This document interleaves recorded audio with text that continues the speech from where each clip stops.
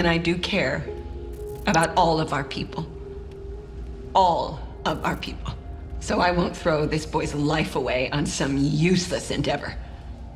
There will be no test. That is this council's decision.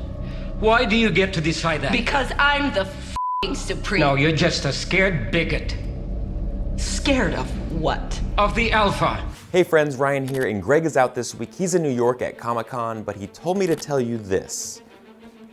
Water off a duck's back. Water off a duck's back.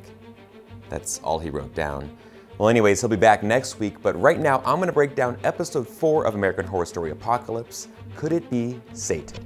And if you want to see Greg again, well, you better subscribe to the channel. We're breaking down each and every episode of Apocalypse, and we're also putting together deep dives on specific characters. Let us know what topics or characters you'd like to see us cover. Wow, so that's what you call a crossover episode. We knew the Apocalypse was going to cross over with Coven, but to our surprise, we got some Hotel last night, and it was incredible. Episode 4 is all about Michael Langdon's surprising backstory. We get to find out how he kind of came into his powers. Could it be Satan? The episode opens as Michael is reminiscing with Ms. Mead, and it turns out that she's not based on who we thought she was. Ms. Mead was actually based on his foster mother, and she clearly worships the devil, but she also cooks him amazing food. I'm actually surprised she didn't make him stew. All the stew is stew!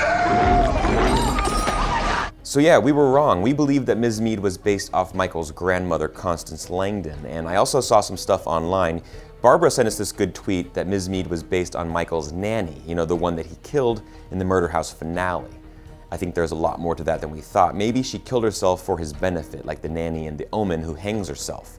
That was a great idea, Barbara, and we thought it could either be Constance or the nanny, but as it turns out, it's someone completely different, just a devil-worshipping foster mom. If something isn't working, it's best to just cut the cord and make sure the insurance policy's up to date. That's evil. Hell yeah, I'm a devil mama.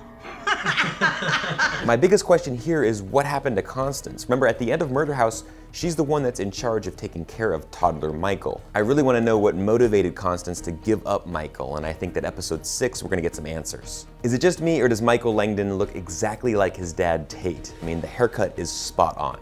Now, back at Outpost 3, we left off with the Coven Witch's arrival, and we posed this question to you guys over Twitter. It sure seems like Madison Montgomery knows Mallory, but how? We gave you these choices. They are related. Mallory is Fiona Good, Mallory is Zoe Benson, or Mallory is Chanel number 3. Mallory seems to be another witch that used to be in the Coven in New Orleans, but they gave her an identity spell, her and Coco as well, so that they wouldn't remember who they were, so they could kind of be protected and not know their true selves. Also, as we learned from Madison, Coco is the weakest of all the witches, although I'm still excited to see what Coco can actually do with her powers. She's by far the weakest among us and seems to be handling it the best. Another question I had while I was watching is, why is Myrtle back? I mean, don't get me wrong, she's awesome, but remember, at the end of Coven, she demanded that she burn at the stake for her sins, and now she's just like, hey guys, I'm back. I love going to fine dining in the French Quarter. Like, what happened there? Obviously Cordelia probably resurrected her. I just found it kind of strange that she was so adamant about dying for her sins and now she's back, but maybe the Coven got so desperate that they needed her powers and her help. Now this episode is all about expanding the universe and the mythology surrounding the witches. Specifically, it's not only witches, now it's witches and warlocks. We're introduced to the Warlock Coven. It's the Hawthorne School for Exceptional Young Men, basically comparable to Miss Robichaux's Academy for Exceptional Young Ladies. A really cool detail here is that we already knew that Outpost 3 was formerly a boys' school, and now we know that it was specifically this Hawthorne School for the Warlocks.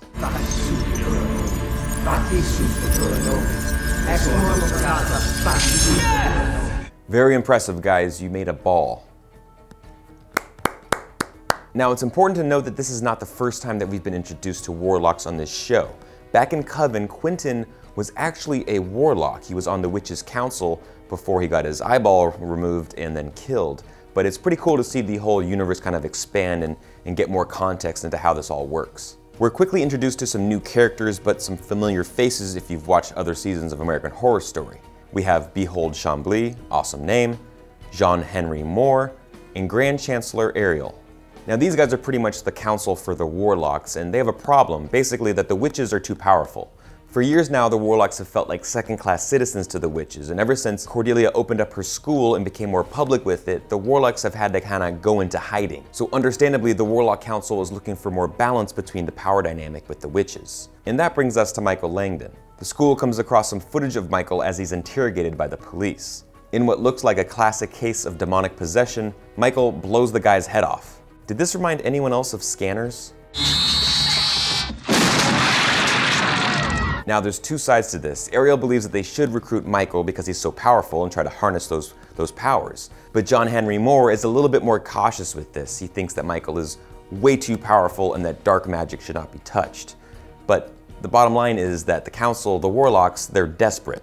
And what's feeding into that desperation is the Alpha prophecy. That there will be a Warlock that will become the Alpha and will have power beyond comprehension. He could even pass the test of the 7 Wonders and supplant the Supreme. Quick time out, let's give a shout out to Reddit user Oh Hi Satan, who was watching Murder House and noticed this connection. It's pretty ridiculous. Rather, one of these babies has been developing at a rapid rate. I mean, to the point where he's ready to come out and live on his own. And the other one seems to be getting weaker, sometimes referred to as intrauterine omophagia. All the necessary nutrients are being devoured by the larger fetus, the alpha, if you will. That's right, the doctor referred to Michael Langdon as the Alpha inside Vivian's belly. And now we hear Alpha again in season 8. If they planned this, holy shit. So we basically learned that Warlocks are ranked between 1 and 4 categories depending upon their powers. And there's never been a level 4. He would be the Alpha. So what do? You have to test Michael's powers to find out where he is on that spectrum. And surprisingly, he's pretty powerful. That's right, he's so powerful he can even make snow. He's the perfect guy to have around the holidays. Beautiful! Wow!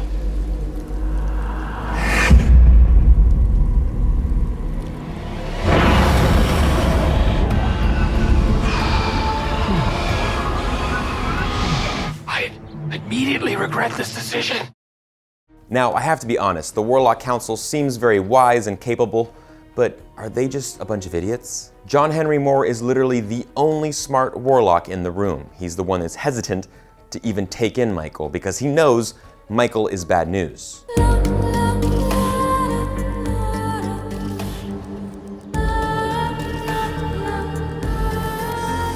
It might seem easy to alter the color of a flower, but the rose is unique. It resists change. So we flash back to New Orleans, and yes, that was the Coven theme song. I literally got chills when I first heard that, and we're welcomed back to the Coven witches. We quickly learned that Mallory was indeed a witch at the school. She was actually under the tutelage of Zoe, and it's clear that Mallory is even more special than they thought.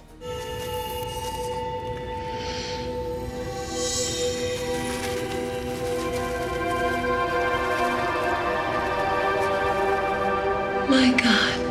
By the way, props to Zoe for becoming a teacher at the academy and also having a seat in the Witches' Council. She's all grown up.